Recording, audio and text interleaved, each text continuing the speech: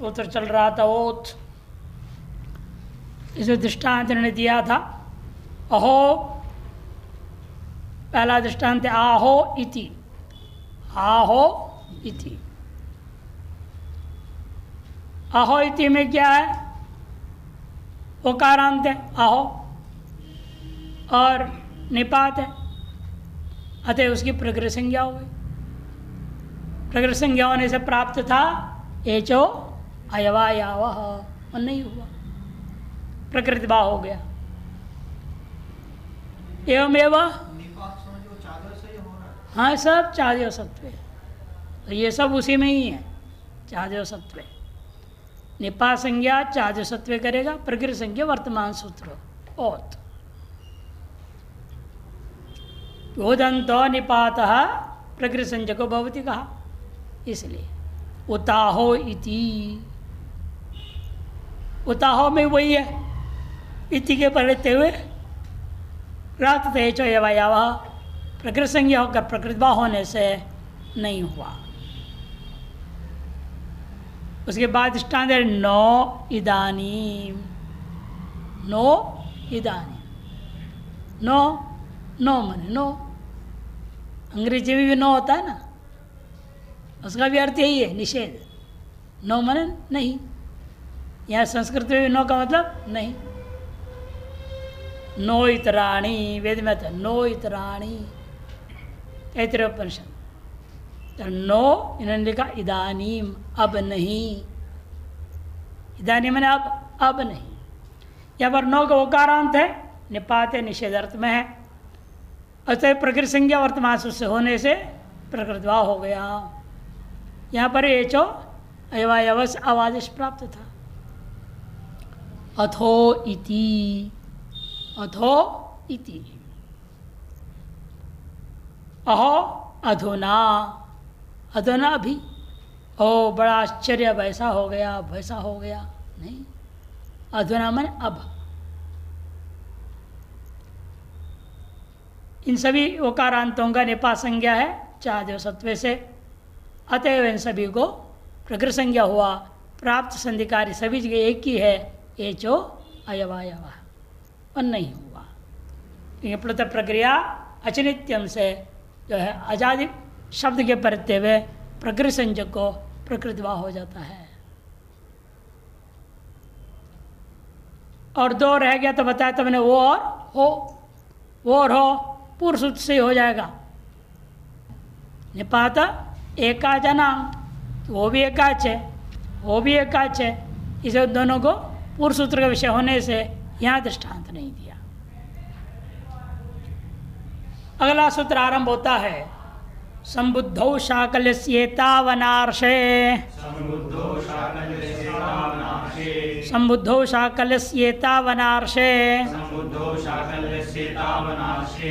संबुद्धौ सप्तमी के एक वचन, शाकल्यस्य षष्ठी के एक वचन, इतौ सप्तमी के एक वचन, और अनार्ष सप्तमी के एक वचन, चार पद है।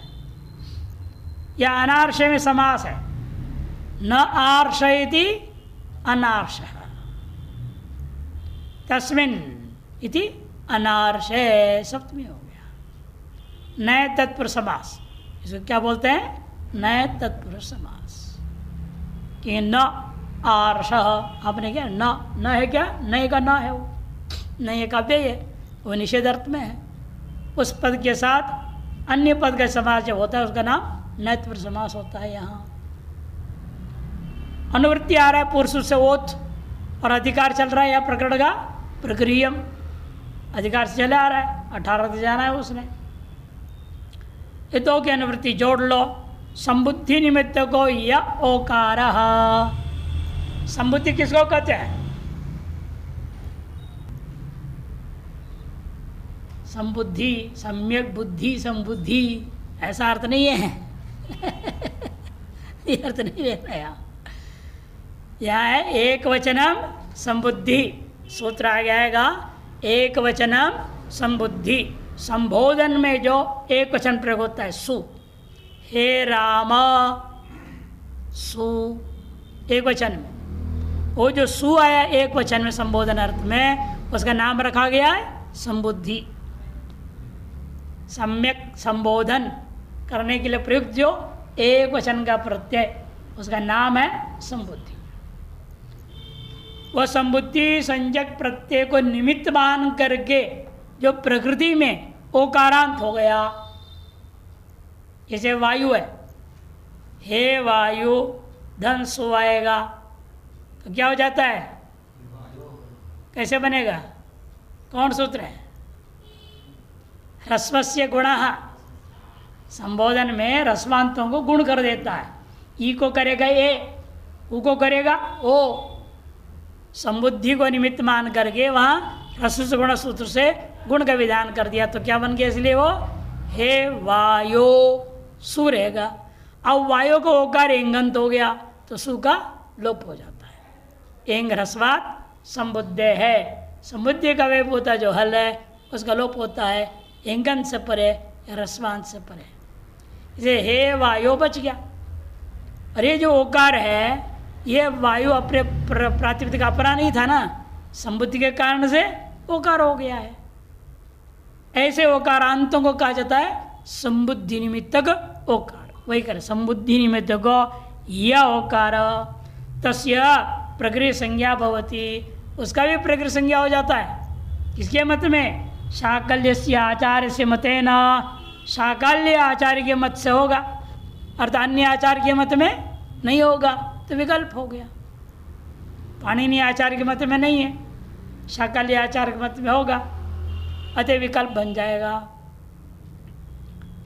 कब? लेकिन साथ साथ एक और निमित्त जोड़ दिया, अनार्षौ माने अवैधिके इतौ परतः। अवैधिक इति शब्द के पर रहते हैं। यह अवैधिक इति शब्द क्या है? लौकिक बने। इसको समझने के लिए आपको समझना पड़ता है पहले वेद का जो पाठ होता है ना 8 प्रकार से होता है। 8 प्रकार से वेद का उच्चारण होता है, पाठ होता है। सबसे पहले सबसे सरल होता है संहिता पाठ, दूसरे नंबर में पद पाठ, तीसरा है स्वर पाठ, स्वर सहित पाठ करना, चौथा है घन पाठ, पांचवा है माला पाठ, छठा है क्रम पाठ, सातवां है जटा पाठ और 8वां है शिखा पाठ। शिखा दीप शिखा जैसे पाठ होना, यह 8 है। पद पाठ संहिता, पद, स्वर, घन, माला, क्रम, जटा और शिखा, यह 8 है। जब पद पाठ करते हैं ना पंडित, वो क्या करते हैं? अपनी ओर से इति जोड़ देते हैं। हर एक पद के बाद इति जोड़ देंगे। जैसे गणानान्त्वा गणपतिगुम हवामहे, ये मंत्र है, इतना ही लो। पदपाठी क्या करेगा? गणानाम इति, त्वा इति, गणपतिम इति, हवामह इति, एक एक पद के बाद भी इति जोड़ता है पदपाठी। संहिता पाठी, घटा घन पाठी ऐसे कहा जाता है वेद पाठ करने वाले को। तो वो जो इति जोड़ा पंडित ने अपनी ओर से, पदपाठी जो वैदिक है वह व्यक्ति ने इति जोड़ा है, उस इति का नाम अवैदिक इति। बाकी कोई भी लौकिक अन्य साहित्य में लिखा हुआ इति नहीं लेने का है। यहाँ वही इति को लेना है जो पदपाठी प्रयोग करता है, हर एक पद के साथ जोड़ता है। ऐसे दृष्टांत देंगे, शाकल्य आचार्य से मतेना प्रसंग भविष्यति, अन्येषाम् आचरण मतेना न भविष्यति, तेन शाकल्य ग्रहणेन विकल्पोपि सिद्ध्यति। उदाहरण है वायो इति, हे वायो इति। कहीं आया है वेद में वायो शब्द, पद पाठे आगे इति जोड़ लिया। और उस इति को कहेंगे हम अनार्ष इति। आर्ष बने वैदिक। ऋषिर्वेद तत्र भवः आर्षः। ऋषि का अर्थ होता है यहाँ वो ऋषि लोग नहीं, ऋषि का अर्थ है वेद। ऋषिर्वेदः तत्र भवः इति आर्षः। वेद में जो है उसका नाम आर्ष। वेद के मंत्र स्वयं लिखा रहता है, जैसे सर्वं खल्विदं ब्रह्म तज्जलान इति शांतोपासित मंत्र में इति आ गया है। वो जो इति है वैदिक इति, उस इति के प्रत्यय सूत्र कार्य नहीं करेगा, किंतु पदपाठी जो जोड़ करके पाठ कर रहा है उसमें जो इति है वो इति को हम अनार्ष इति कहेंगे। वैदिक मंत्रों में जो इति शब्द आ जाता है उनको क्या कहा जाता है? आर्ष इति, वैदिक इति। और पदपाठी वेद में ही जोड़ के बोल रहा है, यानी अपनी ओर से जोड़ा हुआ होने से उसका नाम अनार्ष या अवैदिक इति। उस इति पद के प्रत्यय हुए उस संबोधन के निमित्त के कारण से जो गुण हो करके ये या ओ हो रखा है उसे ओदन से ले हम कर, एकार से मुझे मतलब नहीं। हे हरे, हरे राम बोलते कि ना, हरे रसगुण स्वभाव गुण हो गया, हरि का हरे, विष्णु का विष्णु। या में ओकारांत लेना है, इसलिए उकार मात्र को दृष्टांत बनाया। विष्णु शब्द को संबुद्धि संजक सुप्रत्यय प्रथमा का एक वचन जो संबोधन में लाया गया उसका नाम है संबुद्धि।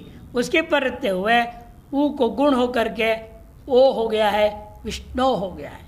इसलिए जो ओकार है संबुद्धि निमित्तक ओकार है। इस ओकार का प्रकृति संज्ञा हो जाता है कब? अनार्ष इति के परे रहते हुए। जब प्रकृति संज्ञा हुआ तो प्रकृति हो जाएगा, जब प्रकृति संज्ञा नहीं हुआ तो क्या होगा? एचो एवा या वह अब आदेश हो जाएगा।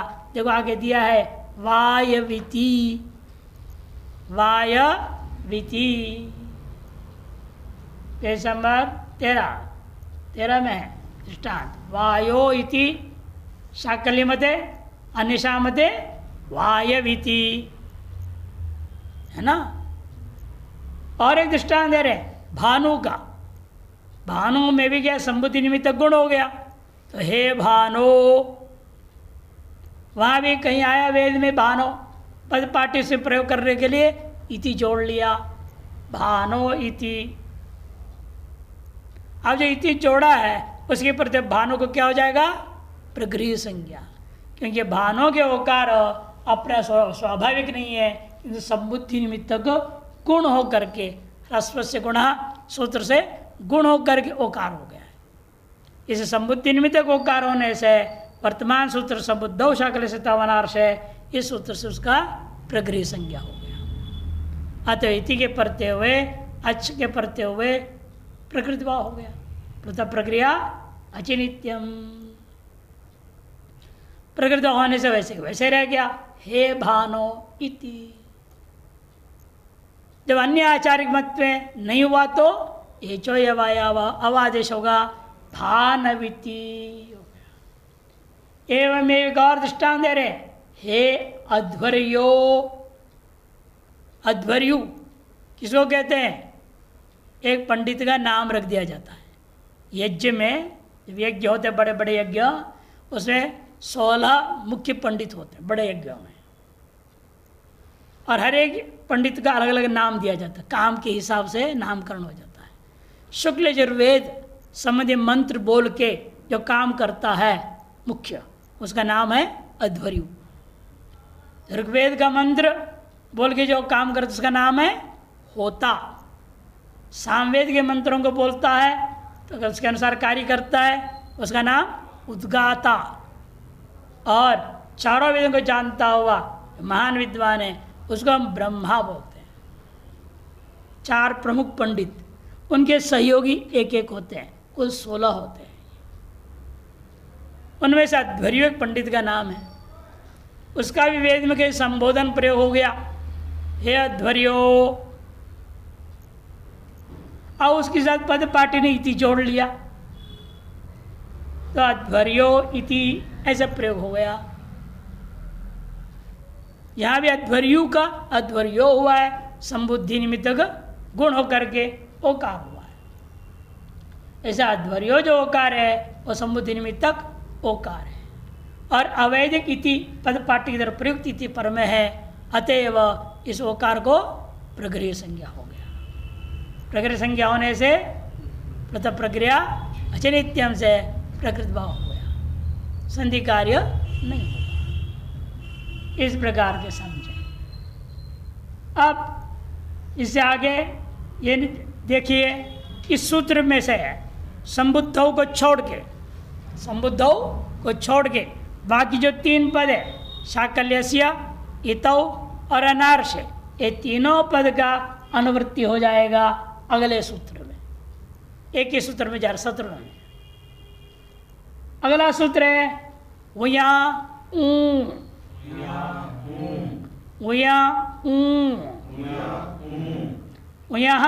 षष्ठी का एक वचन है, प्रथमा का एक वचन है।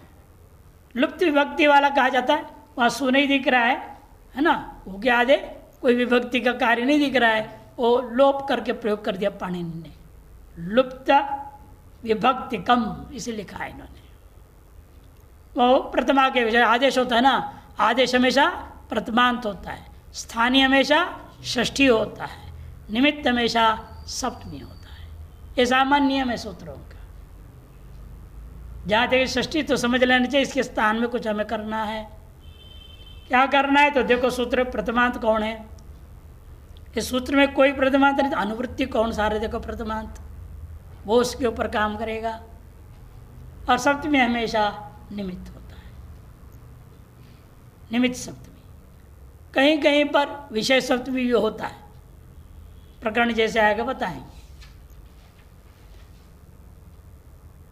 अब आगे वृत्ति लिख रहे, देखो स्वयं लिख रहे अनुवृत्ति किन की हो रही है, शाकल्यस्य, इतौ और अनार्ष, पूर्व सूत्र से ये तीनों पद आ गया, ठीक है। और अधिकार किसका चल रहा है, प्रगृह्यम, वो भी इसलिए जुड़ गया यहाँ पे, प्रगृह्यम। यहाँ प्रगृह्य संज्ञा भवति तस्य स्थाने ऊ इत्येतत् आदेशश्च प्रगृह्य संज्ञक भवति। यहाँ का प्रगृह्य संज्ञा होता है और उसके स्थान में जो ऊ आदेश होगा उस ऊ का भी क्या होगा, प्रगृह्य संज्ञा हो जाएगा। इन कब आगे लिखते हैं, शाकल्यस्य आचार्य से मतेन अनार्षयितौ परतः, शाकल्य आचार्य के मत से होगा और वह भी अनार्ष इति पद पाठी के द्वारा प्रयुक्त होने वाला इति के पर रहते हुए होगा, अन्यों के मत में नहीं होगा। इसे यहाँ पे विकल्प हो जाएगा, प्रगृह्य संज्ञा विकल्प हो गया, अतः 3 रूप बन जाएगा। 3 रूप बनेगा, देखो ऊ यहाँ का क्या बचेगा, ऊ यहाँ की हलंत्यम से संज्ञा होकर लोप हो जाएगा। और आपने प्रयोग कर रहे हैं अनार्ष इति। अब इसको ऊ ही आदेश करो, आदेश किया इति के पर रहते हैं।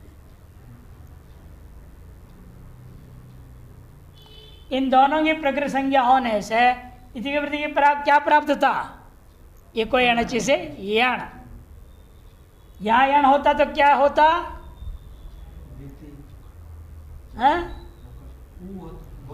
हाँ शुद्ध वा हो जाता, और यहाँ याण होगा तो अनुनासिक वा होगा, होता यदि याण होता तो अनुनासिक वा। यह वाला 3 ऐसे व्यंजन है जो अनुनासिक भी प्रयोग होते हैं, द्वयोर संज्ञा बोला है ना यह वाला का, इसीलिए मुँह के जगह आदेश होगा तो अनुनासिक व, केवल ऊ के ऊपर आदेश होगा तो अनुनासिक व आदेश होता। एनाप उसने निषेध कर दिया, प्रकृति संज्ञा होने से प्रकृतवा हो गया, प्रकृतवा होने से कोई आदेश नहीं होगा। अब जब ये हो गया शाकल के मत में। तो पाणिनि आदियों के मत में यण हो जाएगा। इसे तीसरा रूप बनेगा विति, विति बनेगा। और नहीं दिखाया इन्होंने ग्रंथ में। चौथा ने उसके जगह जब आदेश होगा तो नीति, नीति अनुनासिक वो आदेश। जो वो आदेश हो रहा है वो विकल्प से हो रहा है। हाँ? विकल्प से वो आदेश हो रहा है। इसे कह देने से यहाँ क्या वो लिख रहे, वो यहाँ प्रकृति संज्ञा हो गया अलग। फिर तस्य स्थाने वही आदेश प्रकृति संज्ञा, केवल वहीं का भी प्रयोग होगा, उसके स्थान में ऊ आदेश होगा, दोनों की प्रकृति संज्ञा होगी। और जब प्रकृति संज्ञा नहीं होगी यण हो जाएगा, विधि बन जाएगा। और ये बात को स्पष्ट कैसे हुआ, ये एक ही क्यों नहीं हुआ? आपकी शंका ये है ना, तो वो कोई आदेश हुआ ये पक्ष रहेगा ही नहीं।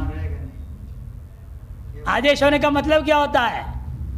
आदेश शत्रुवत आगमस्तु मित्रवत भवति।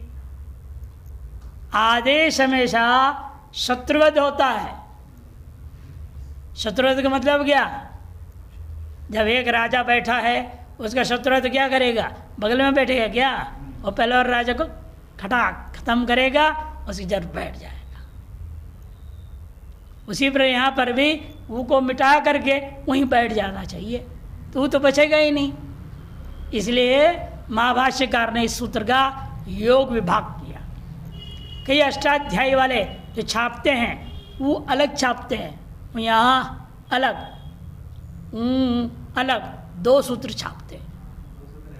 आपने देखा होगा कई ग्रंथों में दो अलग अलग सूत्र बनाए, तो महाभाष्य के आधार पर बनाते हैं। पाणिनि के आधार अनुसार एक ही सूत्र है। वो यहाँ लिखा भी हिंदी वाले नीचे नहीं है, देखिए हिंदी के नीचे में ये दो रूप महाभाष्यकार के योग विभाग करने से, योग कहते हैं यहाँ सूत्रों को ना कहा जाता है योग, उसका विभाग किया, दो भाग कर लिया आवश्यकता के अनुसार भाष्यकार ने। तो वो यहाँ अलग सूत्र बना दिए और अलग सूत्र बना दिए, दो सूत्र हो गया। पहले वो यहाँ सूत्र क्या करेगा? केवल वो को कहेगा, उन्हीं का स्थान में प्रकृति संज्ञा होवे और कार्य करो आगे। फिर ऊ सूत्र क्या कहता है? वहाँ वहीं का अनुवृत्ति करो और कहेंगे वहीं के स्थान में आदेश करो, उसका प्रकृति संज्ञा होता है। ये दूसरा सूत्र का अर्थ हो गया। अतः तीन रूप बन जाता है। नहीं तो वास्तव में पाणिनि के दृष्टिकोण से एक ही सूत्र मानेंगे तो दो ही रूप बनेगा। ये बनेगा एक है ऊति और मिति, दो ही बनना चाहिए। नहीं वो आदेश हुआ तो तब ये वाला बने विति सामान्य वाला, जो वो आदेश नहीं हुआ वो रहेगा तो सामान्य विति बनेगा। तो दो ही रूप बनना चाहिए था, इति विति पाणिनि के अनुसार। इन महाभाष्यकार ने योग विभाग कर दिया, अतएव तीन रूप बन गया। पहला वाला सूत्र यहाँ इतना ही रखा और कहूँ यहाँ प्रकृति संज्ञा स्यात् कह दिया, उन्हीं को प्रकृति संज्ञा हो। दूसरा सूत्र बनाया उसमें लिखा वहीं के स्थान में ऊ आदेश हो और उसका प्रकृति संज्ञा हो, अतएव तीन रूप बन जाते हैं। अगला सूत्र लीजिए, ईदूतौ च सप्तम्यर्थे, ईदूतौ च सप्तम्यर्थे, ईदूतौ प्रथमा का द्विवचन, च अव्यय, सप्तम्यर्थे सप्तमी का एक वचन, सप्तमी का एक वचन है, अतएव तीन पद है।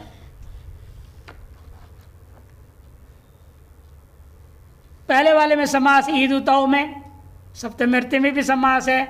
दोनों समास को खोल के बता रहे हैं। ईच्चा उच्चा इति ईदूतौ, ईच ऊच इति ईदूतौ। या ईत में जो त है उसको हम क्या बोलते हैं? तपर। इनके नाम क्या रखा गया? तपर। ऊत में भी जो त जोड़ा गया उसका नाम है तपर।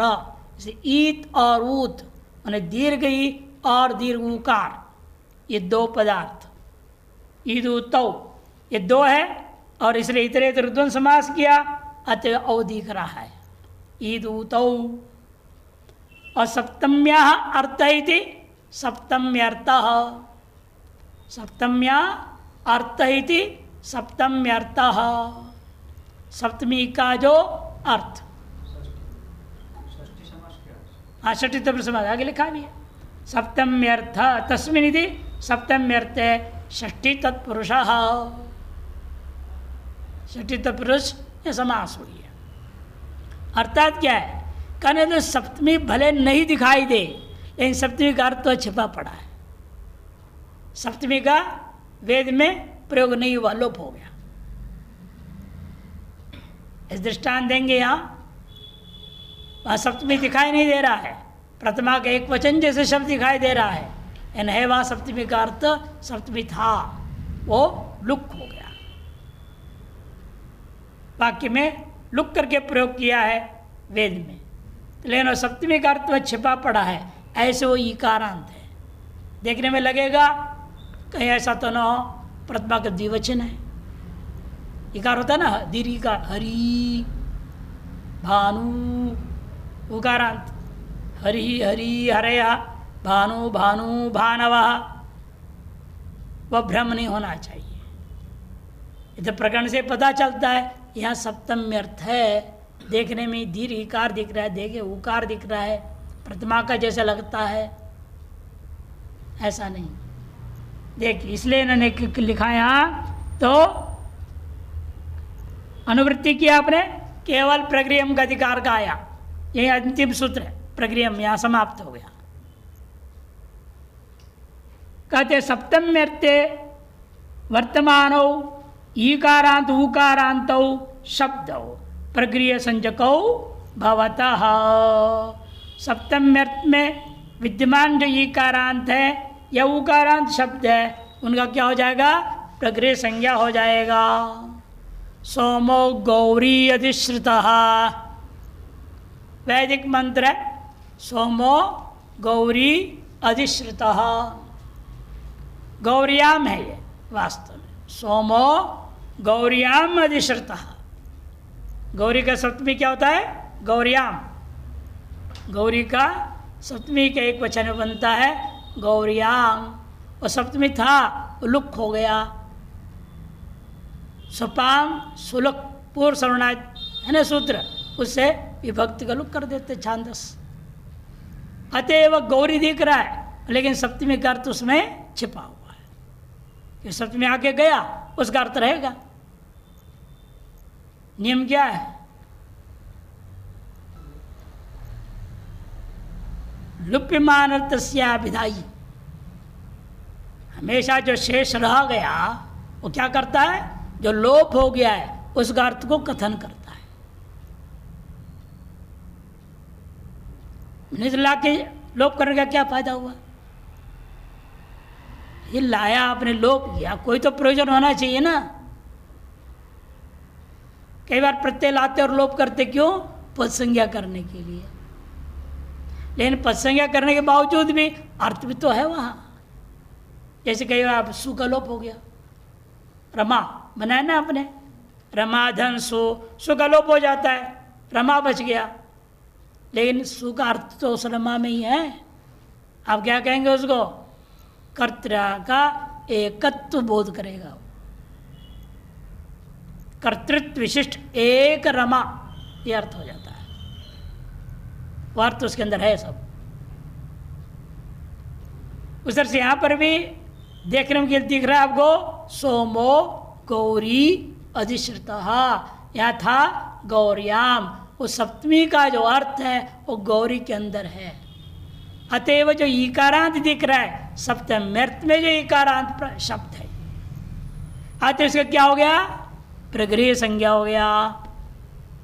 प्रकृति संज्ञा होने से अधिश्रुत के अ के साथ में निमित्त को लेकर के प्राप्त था, इको यणची, यण नहीं हुआ कि प्रकृति संज्ञा के ये लाभ है और प्रकृति भाव कर देता है। पूर्णतः प्रक्रिया अचिनित्यम। ये केवल वैदिक में दिखने को मिलेगा। देखो अध्यस्याम मामकी तनु, एक और ये वैदिक मंत्र है। अध्यस्याम इसे जान के प्रयोग किया कि आगे जो मामकी और तनु है मालूम होने 24 सप्तमी में ही है। अध्यस्याम मामक्याम तन्वाम था क्या, मामक्याम तन्वाम सप्तमी लुक हो गया। प्रयोग क्या दिख रहा है, मामकी तनु। लेकिन आजादी कोई शब्द के पर रहते हुए ही प्रकृति संज्ञा का लाभ है ना, पृथक प्रक्रिया अचिनित्यम। यहाँ तो क्या लाभ है, दोनों हला दिए, इसलिए आगे दृष्टांत अलग बना दिया, पद पाठ्य को प्रयोग दिखा दिया। मामकी इति तनु इति, मामकी इति, मामकी में ई में क्या है, सप्तम्य छिपा पड़ा है। सप्तम्यर्थ विशिष्ट मामकी शब्द के इसलिए प्रकृति संज्ञा हो गया। इति के परते उसका लाभ क्या हुआ, प्रकृति भाव हो गया।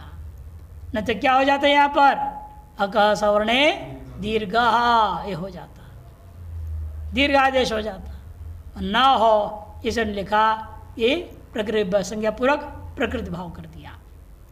एवं तनु इति, तनु में क्या है, तन्वाम था, सप्तमी था, सप्तम्यर्थ उसके अंदर है, अतः सप्तम्यर्थ विशिष्ट दीर्घ उकारांत है तनु, उसका क्या हो जाएगा, वर्तमान सूत्र से प्रगृह्य संज्ञा। प्रगृह्य संज्ञा होने से यहाँ प्राप्त हुआ था तनु और इति में एको यणची से यण, और यण नहीं हुआ,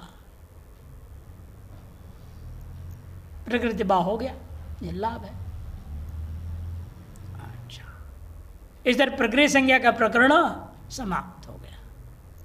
प्रकृति संज्ञा का मुख्य फल सर्वत्र आपने देखा, प्रकृति भाव करना, संधि कार्य का न होना, विकार रहित रहना। अब आते हैं घू संज्ञा। घू, दाधाग्वदाप, दाधाग्वदाप, दाधा प्रथमा का बहुवचन है, घू प्रथमा के एक वचन है, और अदाप प्रथमा के एक वचन है। 3 पद है सूत्र में, दाधा घू अदा। दाधा का समास बता रहे, दाश्च धौच, दाश्च धौच, ये धा धातु दो ही है, धा वाला दो ही है, इसे धौ बोलेंगे। दा में बहुवचन, प्रथमा बहुवचन प्रयोग करूंगा, दाश्च, तो कितने धातु है, 4 है, दारूपा, अतः बहुवचन, दाश्च धौच इति धाधाहार बनेगा। 6 हो गए ना, इसे बहुवचन हो जाएगा। इतरेतर का द्वंद्व समास है। अदाप में भी छिपा है 2, अदाप में भी, दाप में 2 छिपा है, वही दिखा रहे, दाप च दैप्च इति दाप, दाप च दैप्च इति दाप प्रयोग। कैसे हो गया, दादा ही होना चाहिए ना, दादैप, दाप दैप, दाप दैप, ऐसे क्यों नहीं किया, वास्तव में दैवी क्या हो जाता है, अंत में दा हो जाता है। आदेश उपदेशे अशिति सूत्र है, वो क्या कर देता है, दई को दा कर देता है, दाप दाप दाप हो गया। इसीलिए ये लाक्षणिक जो है भावी स्थिति जो उसको देखते हुए दई का भविष्य में सूत्र लग करके दारूप होने वाला है, ऐसे उस दा को दई का दा और दाप का दा दोनों दारूप होने से एक कर दिया दा, और का अदाप बना दिया, न दाप इति अदाप, नए तत्व समास। अर्थ क्या है, दारोपाहा धारूपौ च धातवो घू संज्ञका भवंती। अब तक शब्दों के, प्रातिपदिकों के, पदों के संज्ञा आपने देखा। यह है आपका भी धातु को किया जा रहा है संज्ञा। दारूपा धातु और धारोपा धातु, उन धातुओं को क्या संज्ञा देंगे हम? घू। इसका नाम है केवल संज्ञा। अब तक जितने संज्ञा पढ़े सब महासंज्ञा थे। कितने संज्ञा पढ़े हो अभी तक?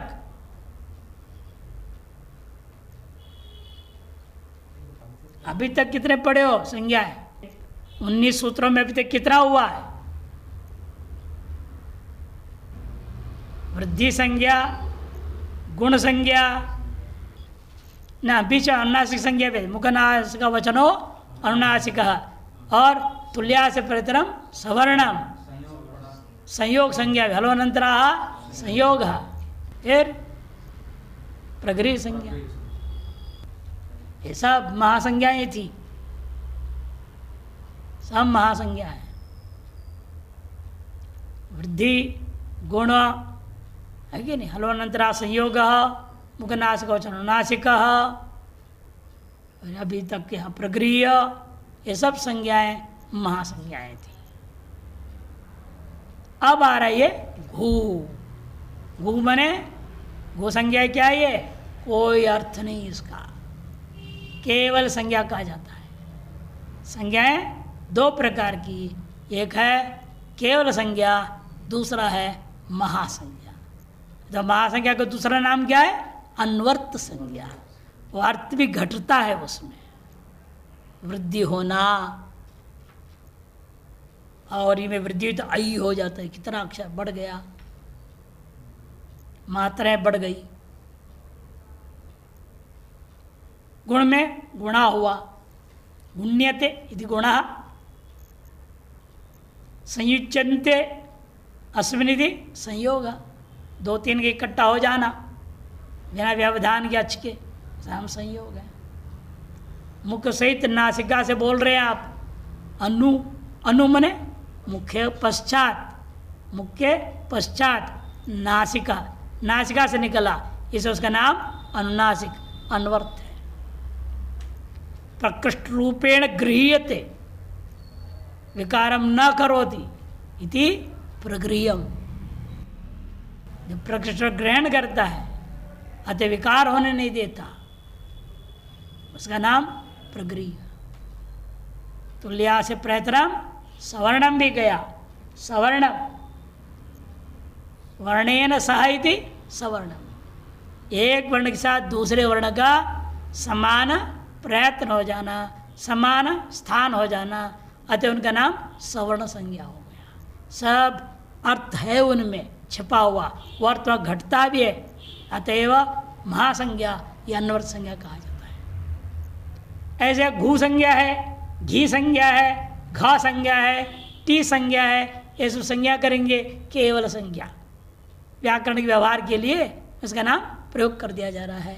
अतएव लघु संज्ञा किया, जिसमें अर्थ है उसके लिए गौरव गुरु संज्ञा करना पड़ा न। वृद्धि दो गुण सवर्ण अनुनासिक, कितना अक्षर प्रयोग है।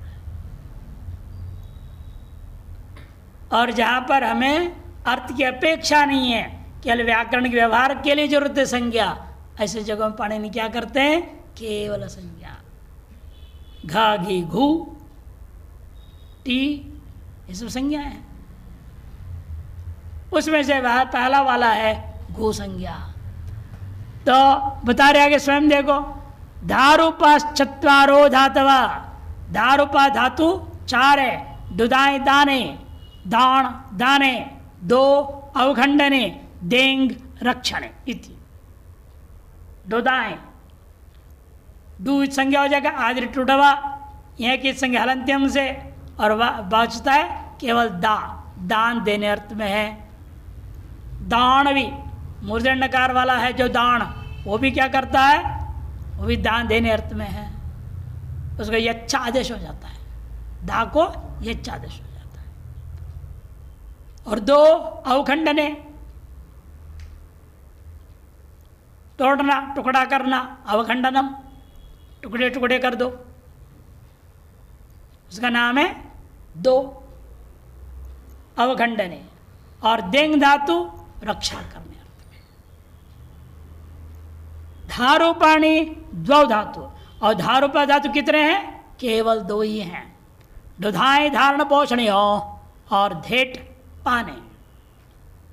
दुधाई धारण और पोषण अर्थ वाला, और धेट जो है पीने अर्थ वाला, पाने, पानी पियो, दूध पियो, पीने अर्थ में।